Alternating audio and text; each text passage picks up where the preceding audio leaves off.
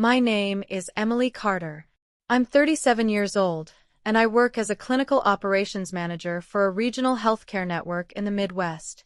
It's not the kind of job people imagine when they hear healthcare. I don't wear scrubs or save lives directly. I manage systems, schedules, staffing gaps, compliance reports, endless emails that all seem urgent and somehow all land on my desk at once. On paper, it looks impressive. Stable salary, leadership role, benefits. In reality, it means my brain never shuts off. I wake up thinking about problems that aren't technically mine but will become mine if I don't solve them first. I fall asleep with my laptop open more nights than I'd like to admit. Most weeks hover around 55 to 60 hours. During flu season or staffing shortages, more. I'm the person executives call when something breaks and the person teams call when they don't know who else to ask. I'm good at it. Too good, maybe. That skill didn't start at work. It started at home. I'm the oldest child. The dependable one. The one my parents still describe as solid, in that approving tone people use when they mean you don't cause trouble. My younger sister, Lauren, is 3 years younger than me. She's creative, expressive, and warm in the way that photographs beautifully.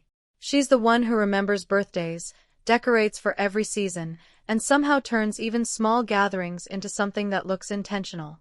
Lauren is married to Mark, her college sweetheart. He's friendly, agreeable, and famously low maintenance, which mostly means he doesn't notice the work it takes to keep things running. They have 2 kids, a house full of craft supplies, and a social calendar that makes my head hurt just looking at it. Then there's me. Single. No kids. A calendar blocked in color-coded meetings and deadlines.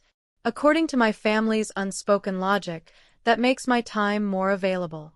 Flexible. Borrowable. No one ever said it out loud.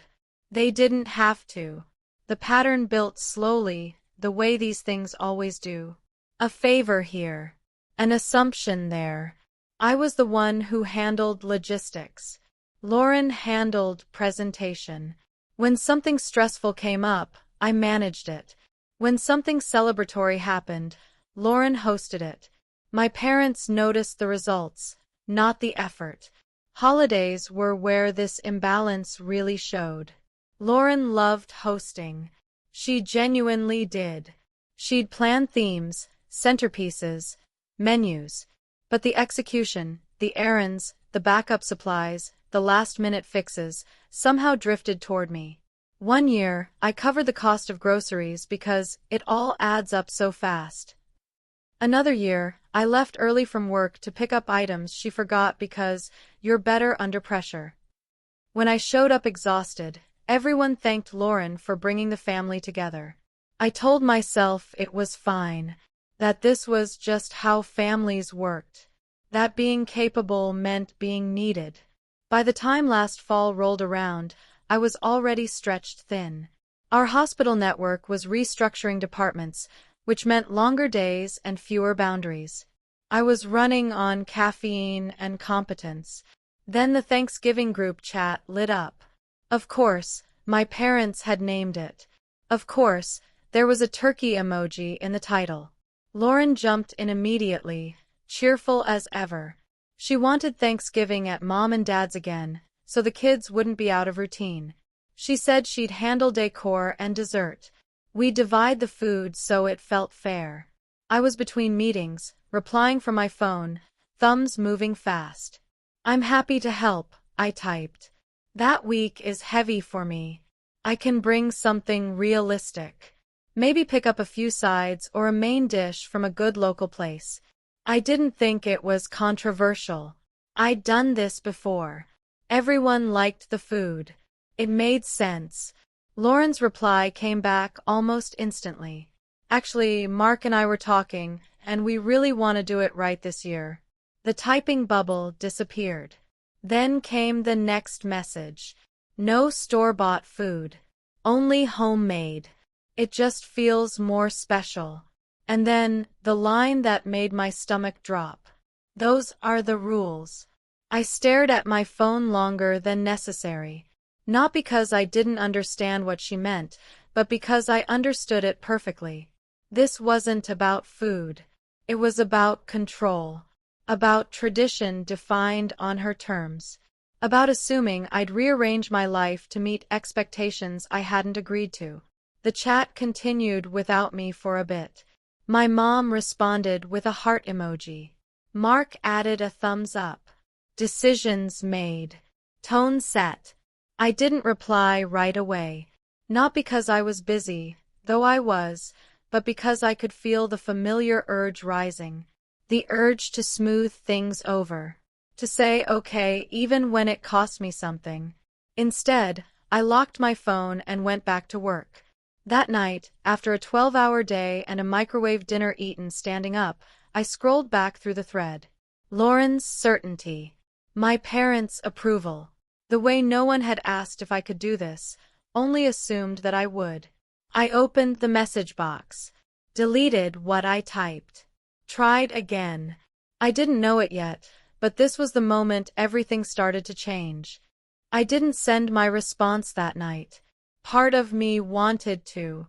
I lay on my couch, laptop balanced on my knees, staring at the ceiling while my phone sat face down on the coffee table like it might buzz on its own and solve the problem for me.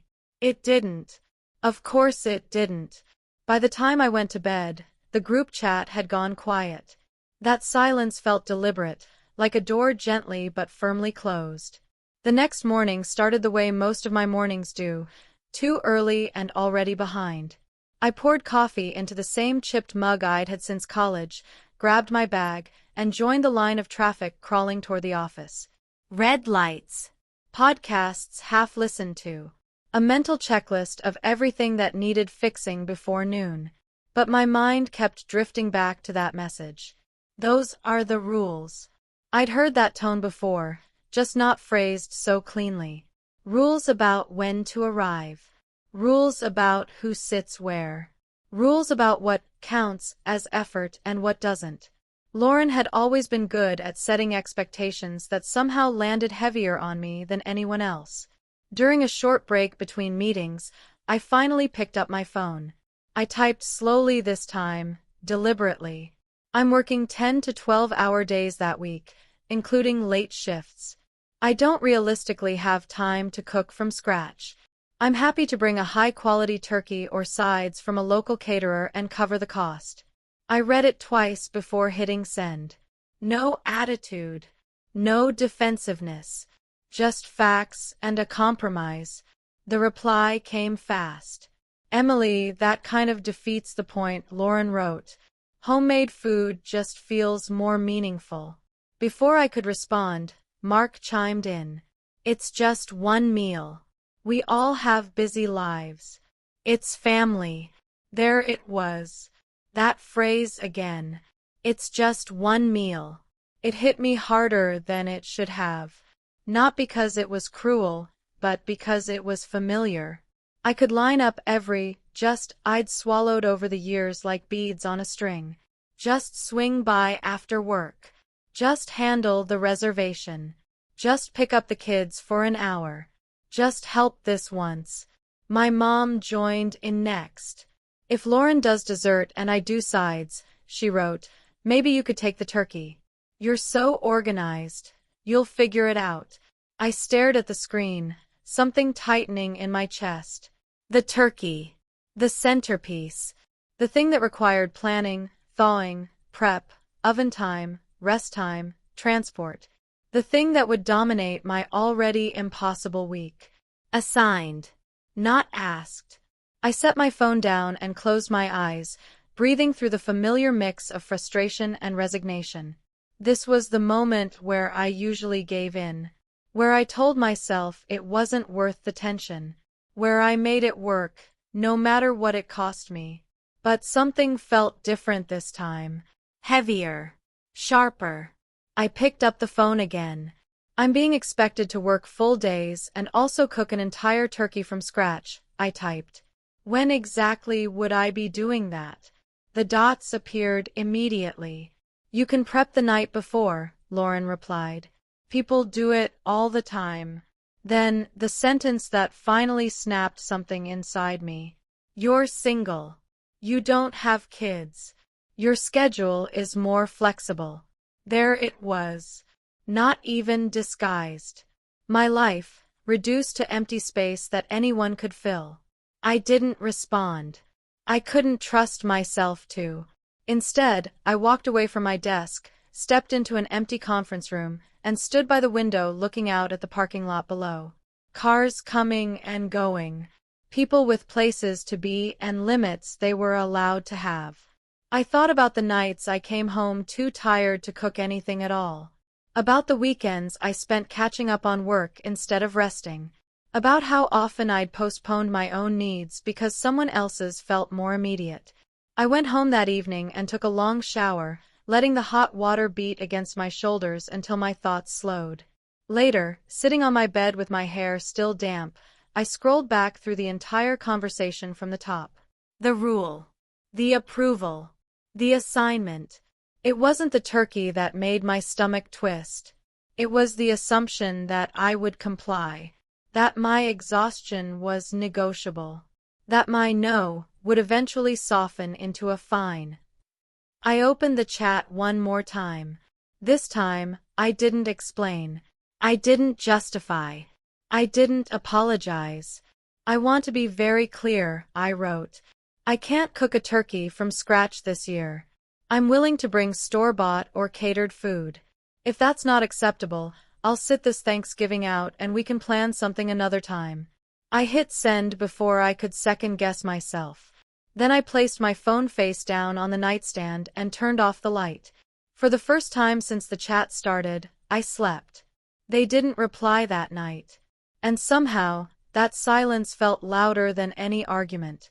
The next morning, I woke to the familiar hum of my phone buzzing on the nightstand. 3 missed messages. My heart sank. Mom, Lauren, and Mark, all in rapid succession, each one carrying the weight of expectation and mild irritation. I stared at them for a long moment, my thumb hovering over the screen. The instinct to justify myself, to explain, to smooth things over, rose immediately, but I had learned something the night before. My no was not negotiable. Not this time. I typed slowly, deliberately, in the quiet of my apartment before heading out to work. I've already stated my availability and limits for Thanksgiving. I cannot cook a turkey from scratch.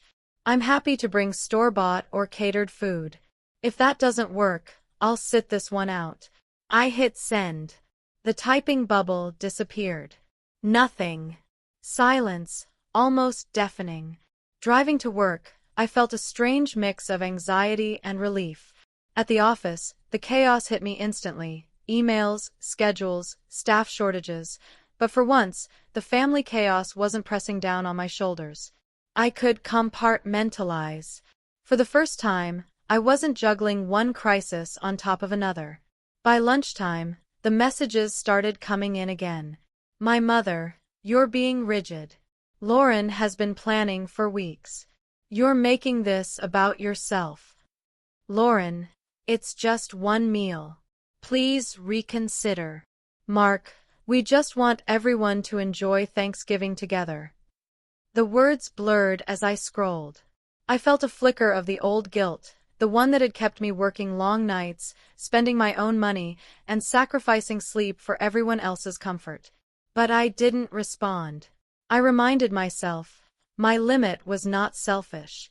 It was necessary. That evening, after a grueling 10-hour day, I checked the chat again. Photos had started appearing. The centerpiece, perfectly carved pumpkins. Dessert trays decorated with precision. Lauren's kids smiling and holding plates.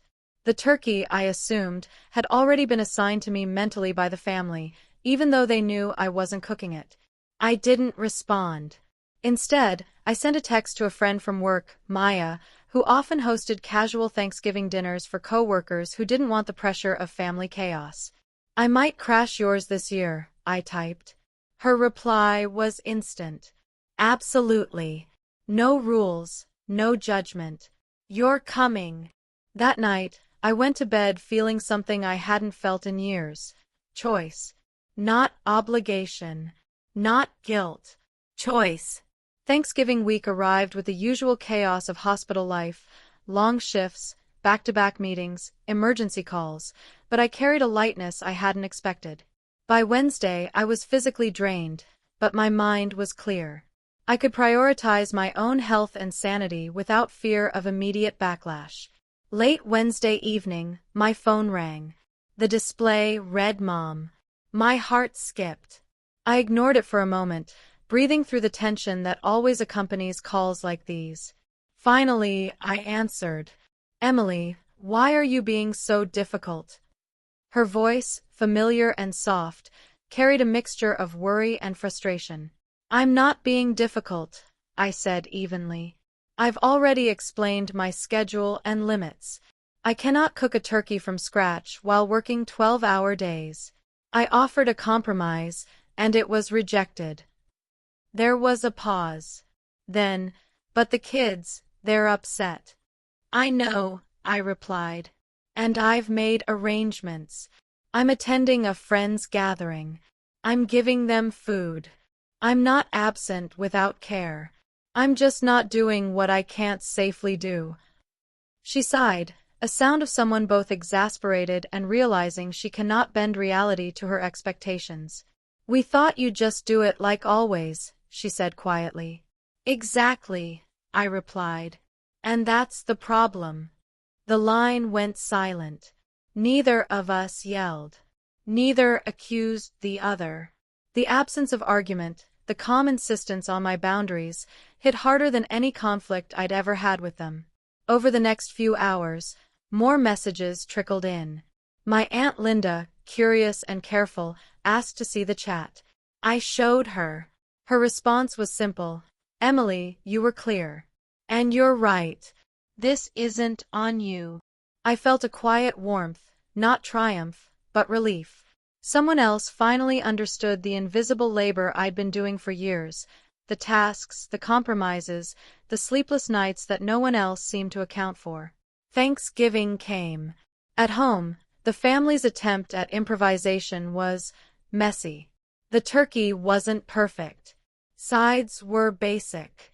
There were flustered moments, uneven timing, and minor complaints. But the lesson had landed. No one looked at me expectantly. No one demanded my presence for invisible labor. Meanwhile, at Maya's house, I laughed freely over mismatched plates, wine in hand, with friends who didn't treat my absence as failure. I realized something important. Holidays, meals, celebrations, they're meant to bring people together. They're not meant to drain someone into exhaustion to uphold appearances. By the end of the night, I felt lighter. I didn't feel like the villain. I didn't feel guilty. I just felt free. Lauren eventually pulled me aside a few days later. Her voice was careful, measured. The kids were disappointed you weren't there, she said. I know, I replied. And I offered to help in a way I could manage. She frowned, unsettled. You make it sound so literal. Being literal keeps me sane, I said. And alive. And honest.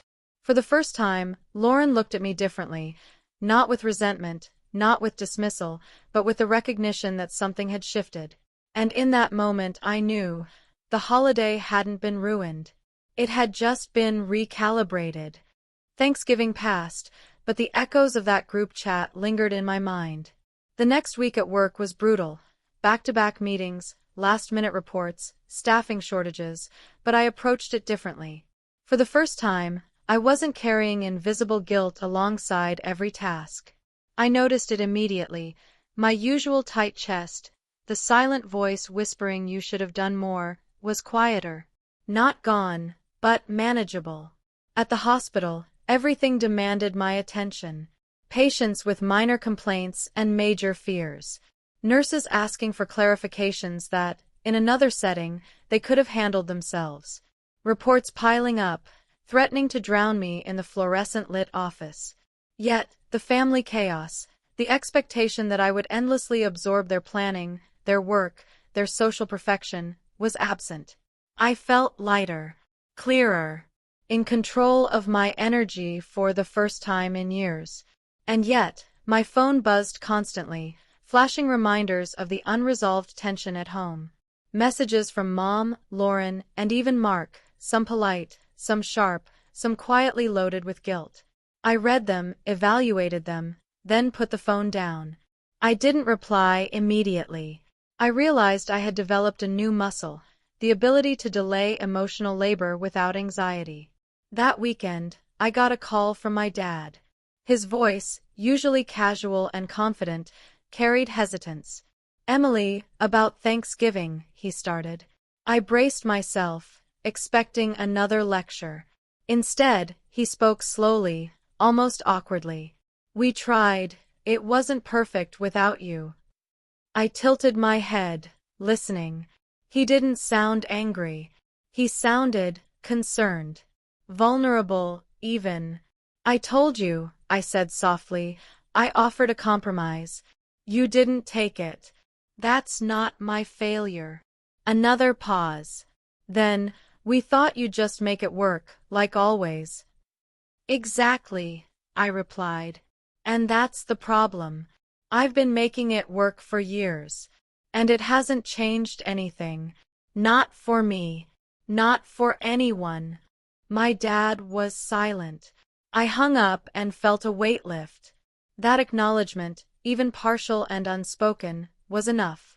Later that week, I met a patient whose children were battling chronic illnesses. Their exhaustion reminded me of my own, the slow burn of overextending for others at the cost of self. I guided them through options, boundaries, realistic expectations. My own experience made me better at my job, more empathetic, and more attuned to limits that matter. Meanwhile, back home, the subtle consequences of my boundary began to show. Lauren tried to organize a small dinner for her family midweek. No turkey expectations. Chaos ensued. The turkey was overcooked. Sides were missing. Timing was off. Minor complaints bubbled up from relatives. Nothing catastrophic, nothing irreparable. Just messy. Exactly as I'd expected. Photos of the table circulated in the family chat. Lauren smiling, trying to keep everything picture perfect, but a few blurry shots showed the chaos. The burnt edge of the turkey, kids fidgeting, Mark frantically checking timers. No one reached out to me. No one asked me to fix it. And yet, I felt a strange satisfaction. Not revenge. Not triumph. Just quiet confirmation. They could operate without my invisible labor. They could survive. I kept receiving messages, some questioning, some slightly annoyed. I read them. I didn't reply immediately. When I did, it was calm, short, and clear. "I am happy to participate in ways I can manage. I am not doing tasks outside my limits. Please plan accordingly." It was remarkable how quickly the tone of the conversation shifted when I stopped over-explaining, when I stopped justifying my value in emotional labor, when I stopped treating my no as negotiable. The subtle discomfort it created was telling. The family had been relying on me for a structure they had no intention of maintaining themselves. Removing myself from that equation revealed cracks they hadn't acknowledged before. That evening, I sat in my apartment, sipping wine and scrolling through the photos Lauren had shared. A crooked centerpiece, a slightly charred turkey, a half-decorated dining table. The chaos didn't feel catastrophic. It felt real, imperfect, human. And for the first time, I didn't feel responsible for it. I realized something else. My life hadn't collapsed. The world hadn't ended. Work was still demanding, yes, but it was my work. My energy. My responsibility alone. For once, my time off belonged to me. And that, above all else, was freedom. Lauren finally messaged me privately a few days later. "The kids were upset you weren't there," she wrote. Her words weren't accusatory. They were observational. "I tried to manage everything, but it wasn't easy." I replied simply, I offered a compromise you refused. I hope next time we can find a balance that works for everyone. Her response took a while. When it came, it was short. I see. A small but significant acknowledgement. The first ripple in the quiet change I had set in motion. That weekend, I went back to work. Busy, chaotic, and exhausting, yes, but this time, my focus was on what I could control. I answered work calls. I managed schedules. I helped colleagues. I didn't carry the invisible weight of family expectation on top of it. And in that space, I began to understand something profound. Boundaries aren't about punishment. They aren't about anger. They are about clarity. They are about teaching others that your energy is finite and your limits are real. Lauren had assumed I'd bend. My parents assumed I'd absorb. And when I didn't, their perfect Thanksgiving faltered just enough for them to notice. The lesson was subtle, not dramatic, but effective. And for the first time, I felt the quiet thrill of karma, of balance restored, not through conflict, but through simply holding my ground. The week after Thanksgiving felt strange. Quiet, but charged. My phone remained on silent more often than not. Lauren hadn't texted directly, except for the occasional update about the kids. Mom and Dad's messages were careful, measured, and polite, but the usual assumptions were gone. They weren't asking me to step in. They weren't assigning me tasks I hadn't volunteered for. That absence, subtle as it was, spoke volumes. I started to notice other ripples too. Family group texts no longer glowed with my expected contributions. My mom posted a recipe question, normally a subtle hint for me to help, but I ignored it. It wasn't my job anymore. Lauren tried to rally everyone, but the cracks were apparent. The tables weren't perfectly set. The kids didn't behave flawlessly. The turkey, she admitted in a quiet side message to me, had been a disaster. The sides weren't timed right. Everyone had tried their best, but perfection was out of reach. For the first time, I realized something I'd suspected all along. The illusion that I was indispensable had kept me trapped in invisible labor. The chaos without me wasn't catastrophic. It was just human. Messy, imperfect, real. And they were learning what it meant to do it themselves. That Wednesday evening, my mom called. I braced myself, expecting a lecture or guilt trip. Instead, she sounded tentative. Emily, I know you've made your position clear. We tried, but Thanksgiving was harder than we thought. I didn't interrupt. I let her speak. We relied on you too much. I think we finally see that, she admitted softly. Her voice held hesitation, yes, but also something else, acknowledgement. I exhaled, a long, slow release. It wasn't easy for anyone, I said. But we all survived. You all handled it as best you could. That's enough. A pause. I guess we assumed you'd just make it happen like always. Exactly, I said quietly. And that's why I had to stop. If I kept doing it, nothing would change. Not my boundaries. Not the family dynamics. Not the expectation that my time, my energy, my life was negotiable. She didn't reply immediately. When she did, it was a soft, careful, almost hesitant, "We understand." Lauren texted the same evening. Her words were minimal. "Emily, I get it. You were right to set your limits." I stared at the message for a moment. Short, unemotional, but honest. That acknowledgement mattered more than any apology could have. It was the start of something shifting, not dramatically, not overnight, but quietly. The first ripple of recognition that my previous compliance had enabled the imbalance. Meanwhile, the subtle consequences continued to unfold. I received photos from Lauren showing burnt pies, slightly undercooked vegetables, kids squabbling over seating arrangements. Nothing catastrophic. Nothing irreparable.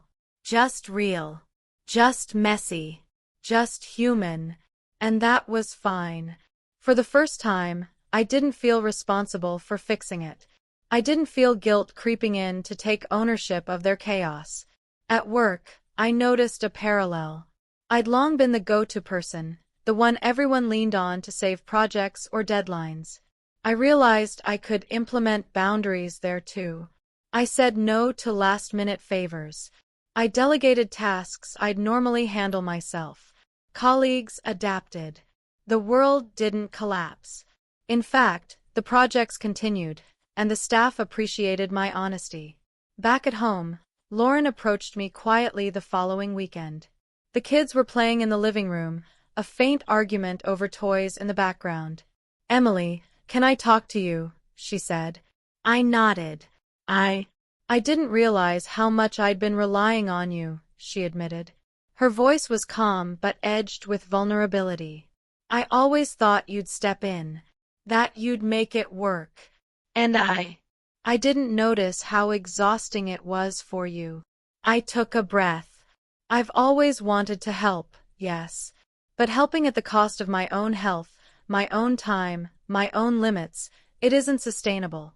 I needed you all to learn that. And you did, in your own messy way. She looked down at the floor for a moment. Then, almost shyly, I guess we needed to see it without you doing it. Exactly, I said. And I meant it.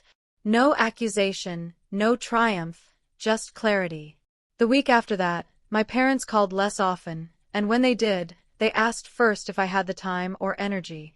No assumptions, no expectation. They were learning, slowly, quietly, that I wasn't an endless resource. That respect was earned not through control but through acknowledging limits. Mark, surprisingly, never lectured me once. He observed from a distance, and perhaps the subtle chaos of running everything without my invisible labor was his own lesson in awareness. That week, I felt a strange pride. Not from bending anyone to my will. Not from conflict. But from maintaining boundaries, holding my ground, and letting the natural consequences reveal themselves. The imperfect, chaotic, very human reality my family faced without me was exactly what needed to happen. By Friday, I realized something important. Holidays, dinners, family gatherings, they are not about control. They are not about one person keeping everything perfect at their own expense. They are about presence, authenticity, and mutual respect. And for the first time, I felt all three. When I hung up the phone after a long workday, a subtle quiet settled over me. The storm of expectation, guilt, and invisible labor had passed. I had held my ground. I had given space for everyone else to step up. And in that calm, I realized, karma hadn't needed to strike me, or them, or anyone. It simply revealed itself through choice and consequence. The system I had supported for so long, where my effort was taken for granted, was finally balancing itself. The next Thanksgiving arrived, quiet but with a different energy. I didn't feel that familiar knot in my chest as I prepared for the day. There was no preemptive anxiety. No mental checklist of what I would have to fix for everyone else. I had choices now. Boundaries had been set, tested, and respected. Mom called a few weeks before the holiday. Her voice was soft, careful, almost tentative in a way that hadn't existed in previous years. "We're keeping it simple this year," she said. "No assignments. Just come if you want." I said yes because I wanted to, not because I felt obligated. That difference mattered. It was subtle, but it filled me with relief. When I arrived at their house, the table was already set. The turkey was slightly browned unevenly, sides were basic, and there were a few mismatched serving dishes. But no one looked at me expectantly. No one asked me to bring anything, no one hinted at what I should do. The quiet of their acknowledgement was deafening in its relief. Lauren smiled at me across the table, a small, genuine smile that lacked the usual tension. Her kids ran around, excited and noisy, but manageable. The chaos was theirs, and they handled it, without my intervention. I took a deep breath and realized how heavy that invisible weight had been all these years. Every holiday, every gathering, every family expectation had subtly reinforced the idea that my energy, my time, and my limits were secondary. That love was proven through exhaustion. But now I saw clearly, love that requires erasing yourself is not love, it's expectation. We ate together, laughed, and shared stories. The turkey was slightly dry, and the pies were a little too sweet, but it didn't matter. Imperfection had a beauty all its own. Nobody needed me to orchestrate it perfectly. Nobody needed me to absorb every detail. Everyone had contributed in ways they could manage. Everyone had tried. And it was enough.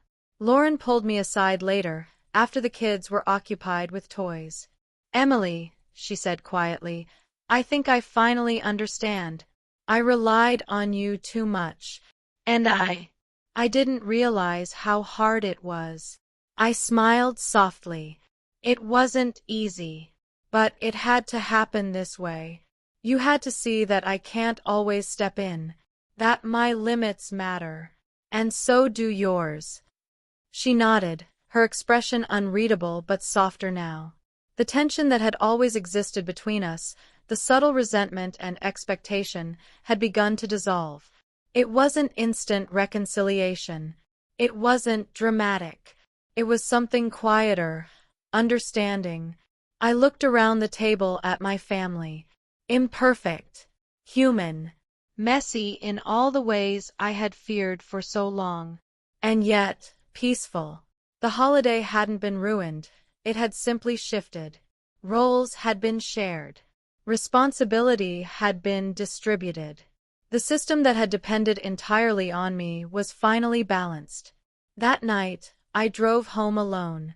The streets were quiet, the city lights reflecting off the wet pavement from a light drizzle. For the first time in years, I didn't feel exhausted in the way that comes from silent overwork. I felt rested in spirit, even if my body was tired. I felt free. The next few weeks brought subtle changes at home. Mom no longer assumed I would cover every task. Dad hesitated before asking for favors. Lauren asked for help when necessary, but no longer assumed I would provide it automatically. Our family dynamics had shifted not through confrontation or drama, but through consistency, clarity, and the natural consequence of respecting boundaries. At work, the parallel continued. I managed my schedule, set realistic expectations, and declined tasks that would overextend me. Colleagues adapted. Life moved forward without me burning out.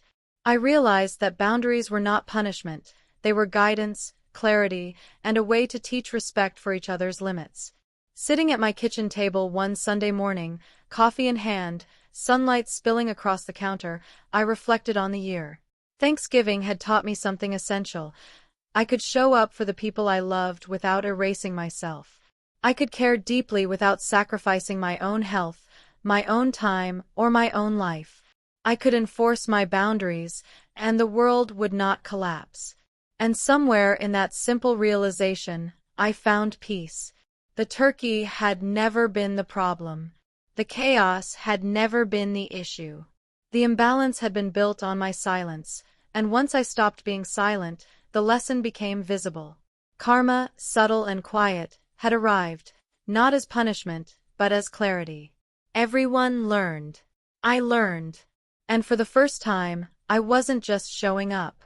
I was showing up as myself, fully, honestly, and without compromise.